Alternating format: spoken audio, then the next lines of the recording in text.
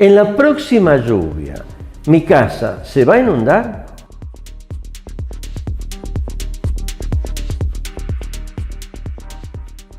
Yo no tengo la respuesta para eso.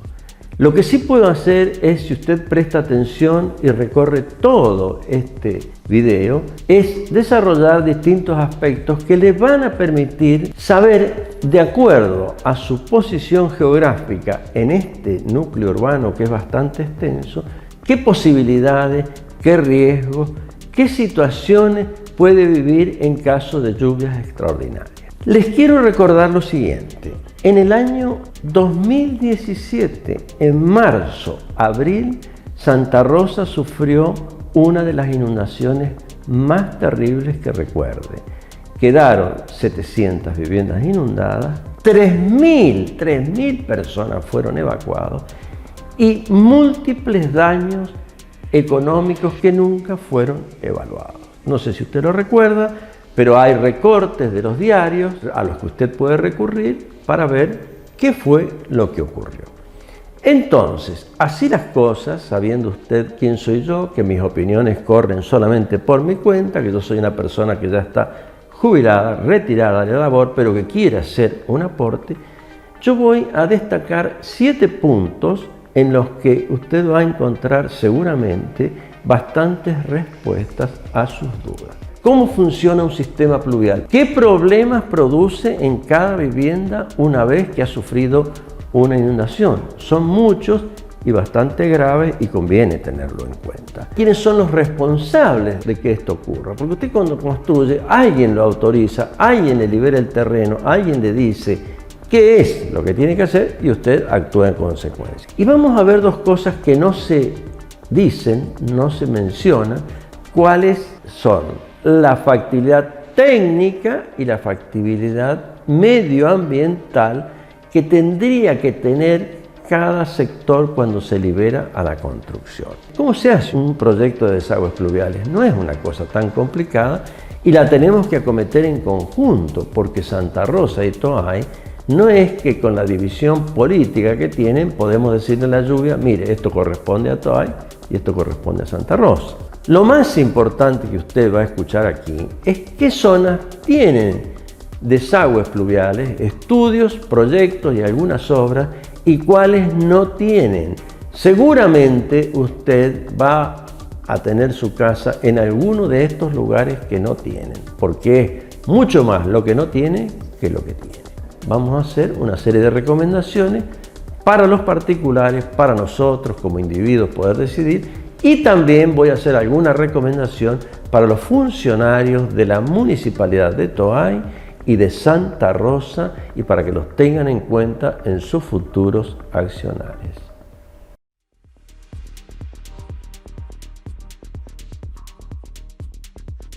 ¿Cómo funciona un sistema de desagües pluviales? Los pluviales, en general, los desagües de los excedentes hídricos que tenemos después de una lluvia, los podemos sacar solamente por gravedad. ¿Qué quiero decir cuando digo que lo podemos sacar por gravedad?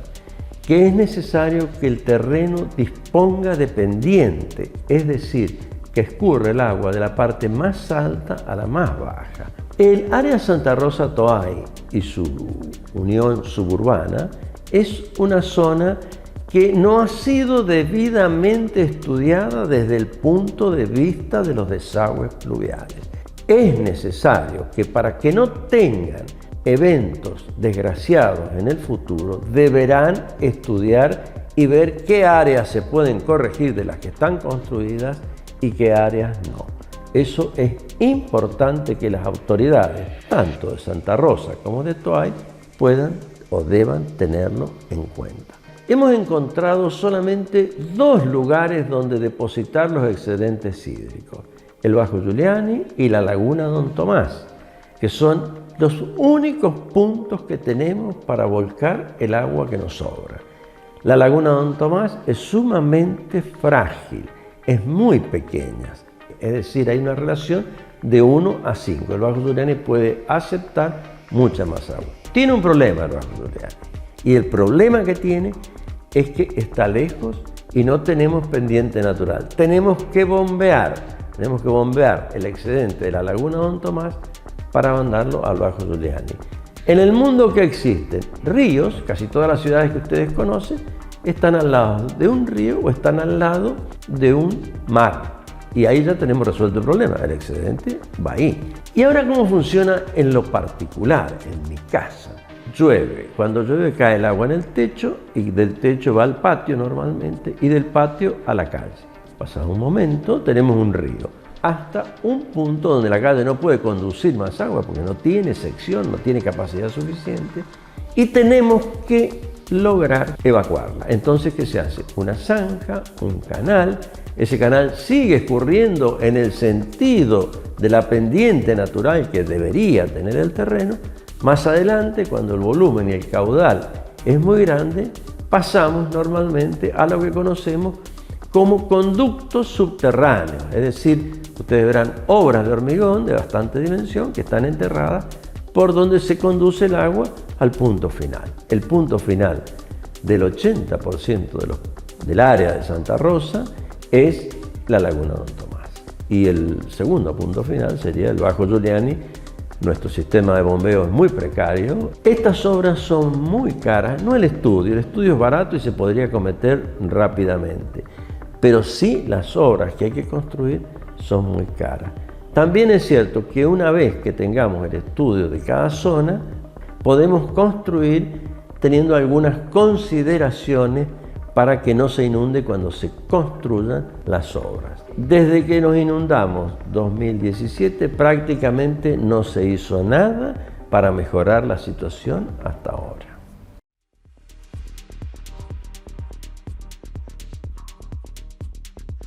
¿Qué daños produce una inundación en nuestra vivienda? Nuestra vivienda, recordemos que es normalmente la mayor inversión que hacemos en nuestra vida. Dejamos los riñones en nuestra vivienda. ¿Qué ocurre cuando llueve? Y se inunda porque no está resuelto el problema de los desagües pluviales. El valor de la vivienda tiende a cero.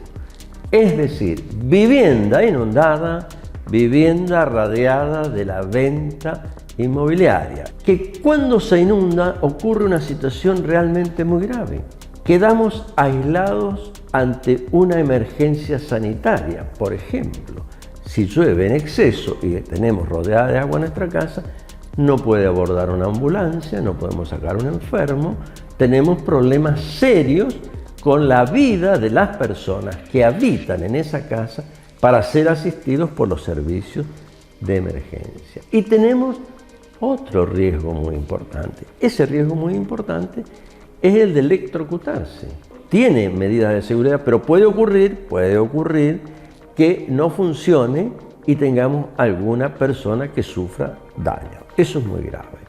Y un daño que es muy terrible porque lo vivimos luego de pasada la inundación, es que aparecen fisuras, aparecen roturas, colapsan los techos, se hunden los pisos, aparece humedad. ¿Y qué es lo que ocurre? Nos quedamos con problemas eternos. Se fisuran a veces los muros y hay lo que podemos decir rotura en las instalaciones sanitarias. Hay hundimiento de pozos ciegos. Donde no tenemos cloaca hay hundimiento de pozos ciegos. ¿Qué pasa cuando se hunde el pozo ciego? Se mezcla el agua de la inundación con el agua del pozo ciego. ¿Y eso qué trae? Una contaminación de todo mi terreno y probablemente del vecino. Es decir, tenemos ahí otro problema. En donde hay cloacas tenemos un doble problema porque el agua excedente de los desagües pluviales, de los excesos hídricos, la metemos en la red cloacal, que tiene una capacidad limitada. En consecuencia, reventamos la red cloacal, levantan las tapas, habrán visto montones de veces tapas levantadas en las esquinas, y contaminamos ya todo el barrio, es decir, seguimos complicando la cosa. También tenemos problemas como que perdemos los muebles, nuestros equipos, perdemos parte de nuestra historia, nuestras fotos, es decir, perdemos muchas esperanzas y muchos recuerdos. Esa es una cuestión emotiva, pero es importante. No hay mucho más para hablar de esto, salvo estas 4 o 5 cosas importantes, pero que afectan sustancialmente nuestra vida. Eso ocurre cuando se inunda nuestra vivienda.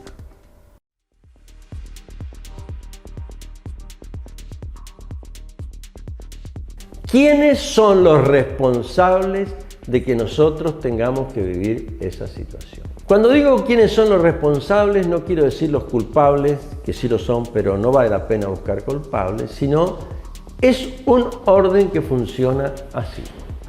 Un señor tiene un terreno próximo al pueblo y presiona al intendente para que lo urbanice, por una sencilla razón.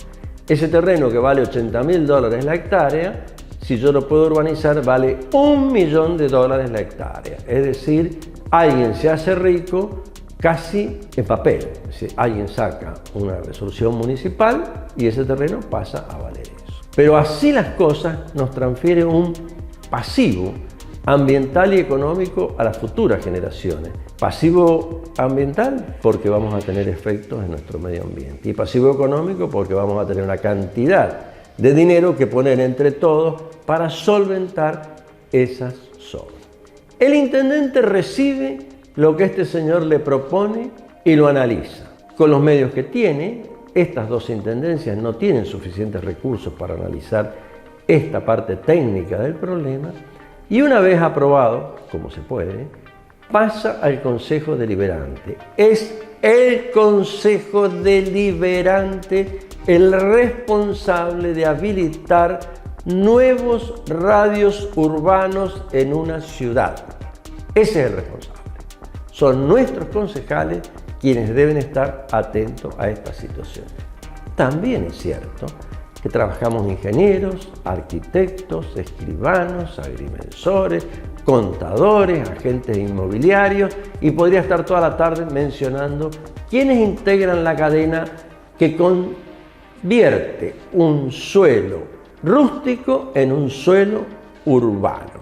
Entonces la idea es no buscar, en este caso, responsables y culpables, sino tratar de ver cómo los que deberían haber sido responsables tienen que ponerse a trabajar, a exigir soluciones al problema. ¿Por qué digo que hay que tomar las decisiones hoy? Los resultados de estas decisiones no se ven inmediatamente. Por ejemplo, como dije antes, la obra de desagües pluviales que va a licitar la provincia en la calle Santa Cruz tiene 30 años de antigüedad, cuando ya es todo prácticamente un desastre. Entonces, si eso no se toma en un momento dado y no se toman las decisiones en forma inmediata, tenemos estos problemas.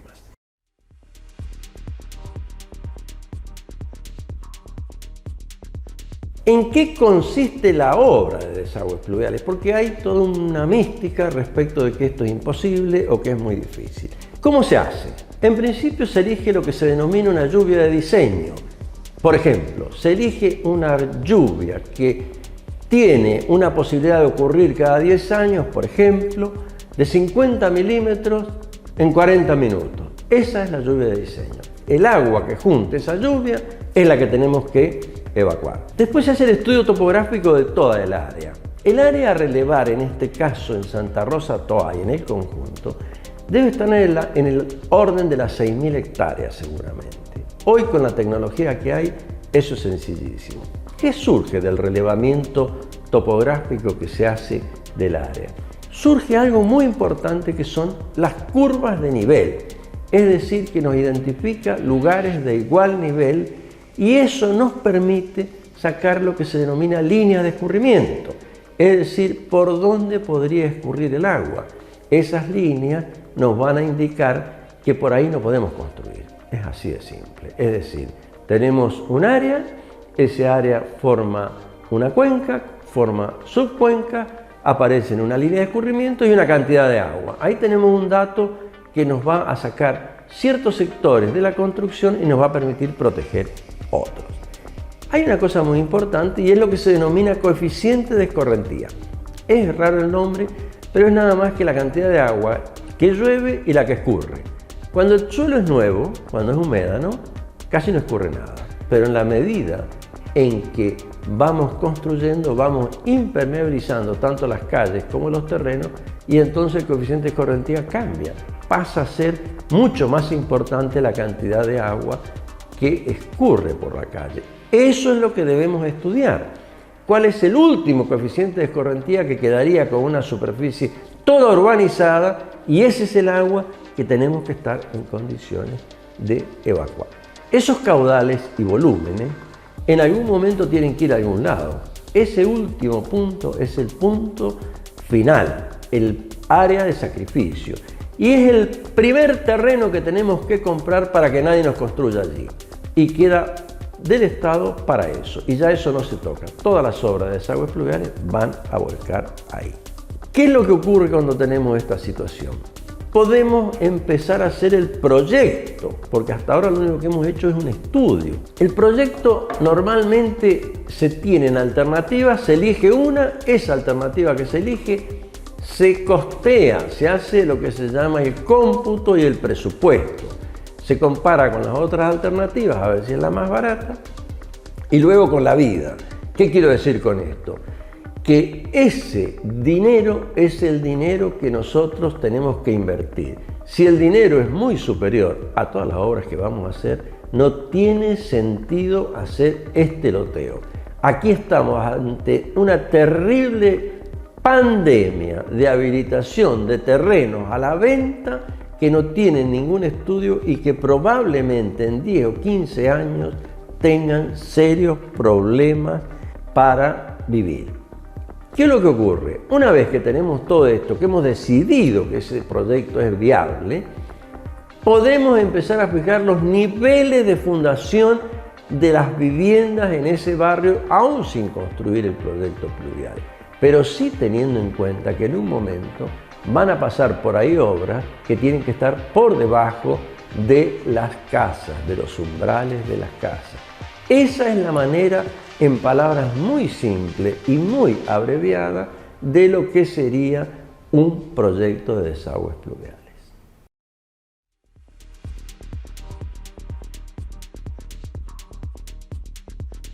Les voy a contar el plato fuerte de todo esto, para lo que los he tenido todo este tiempo explicándole cosas. Aquí en mis manos, y lo voy a leer para tratar de no olvidarme por lo menos de la mayoría.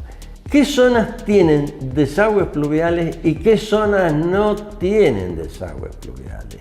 ¿Quiénes viven en el nivel A y quiénes viven en el nivel B respecto de los desagües pluviales? Solamente, recuerden lo que les voy a decir, tiene desagües pluviales el área comprendida dentro de la avenida de circunvalación de la ciudad de Santa Rosa y algún sector próximo a la avenida. El resto de lo que usted vea construido no tiene pluviales. Lo voy a leer. Y voy a empezar por el norte, porque si no me voy a olvidar de muchos y yo no quiero olvidarme de nadie, porque la gente va a pensar que es intencional. Y si me he olvidado, ha sido un error. Esto es personal y écheme la culpa a mí. Empezamos por el barrio de las Artes. Seguimos por el Obreros de la Construcción, Malvinas Argentinas, Villa Germinal, Villa Elisa, San Cayetano. Eso es en el norte, todo el área frente al aeropuerto. No tiene un proyecto de desagües pluviales. Y si alguien tiene dudas acerca de esto, yo pido que escriba al WhatsApp que está aquí al fondo o al final del video. Tampoco tiene desagües pluviales y lo sufren todas las lluvias. Villa Martita, Villa Navarro Sarmiento, donde hay mucho dinero invertido en casas de cierta categoría, porque no se hizo nunca el proyecto de desagües pluviales. Yo creo que hay partes que no tienen solución ahí. Eso lo tendrán que decir cuando terminen el estudio. Seguimos bajando. Tampoco tienen los pueblos originarios, Kirchner, Los Fresnos, el Barrio Escondido, El Faro, Las Camelias, Los Hornos, Loboché, Zona Quintas Oeste, Intigüe, Villa Ángela, ni ninguna nueva urbanización que se está promocionando. Eso que le quede claro. Algunos de estos barrios ya llevan 30 años de construido, caso de Villa Navarro Sarmiento y Villa Martita, entonces se han ido acumulando y cada vez van a ser más graves. Ellos tienen permanentemente roturas de cloacas, levantamiento de tapa e inundación en ciertos sectores del barrio. En estos otros más nuevos, eso no ocurre ahora, pero va a ocurrir en su momento. La idea de este video no es alarmar, es simplemente que los responsables y los profesionales que participen se pongan a trabajar en la solución del problema.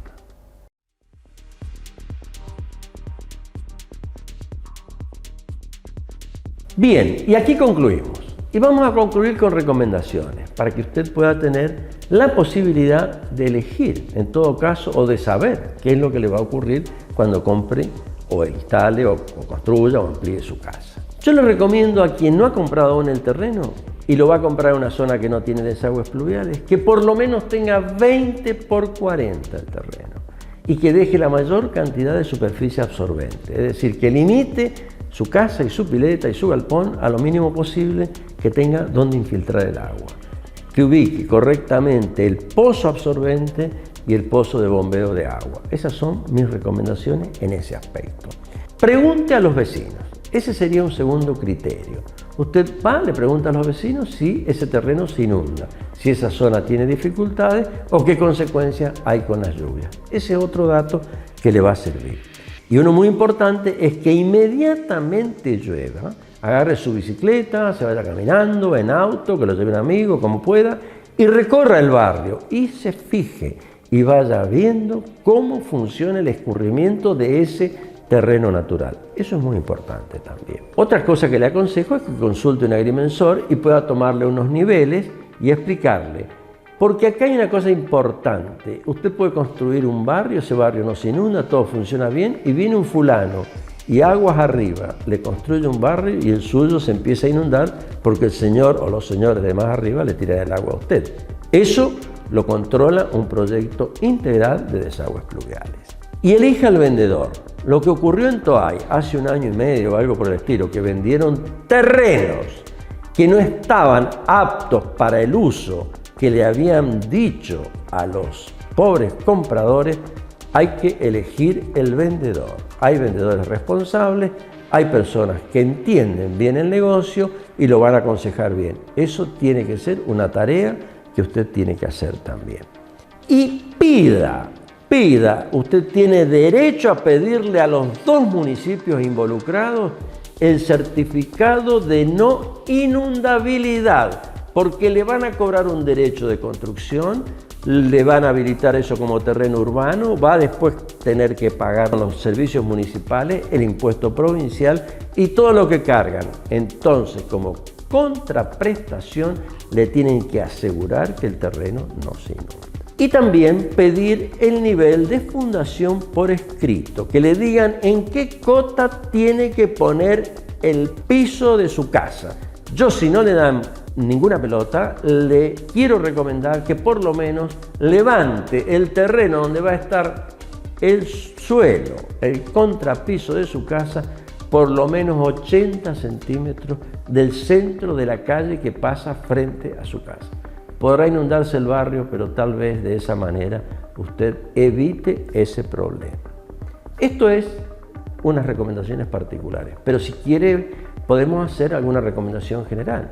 Por ejemplo, cuando los concejales nos piden el voto, hacerles recordar que los vamos a denunciar si no se preocupan por aprobar correctamente los nuevos terrenos que se van a poner a la venta. Y también tendríamos que pedir que se haga el estudio para ver de las zonas que ya están construidas cuál va a ser su futuro. Me parece que con esto redondeamos todo. Usted tiene una dirección donde puede escribir y de esa manera puedo contestar su inquietud.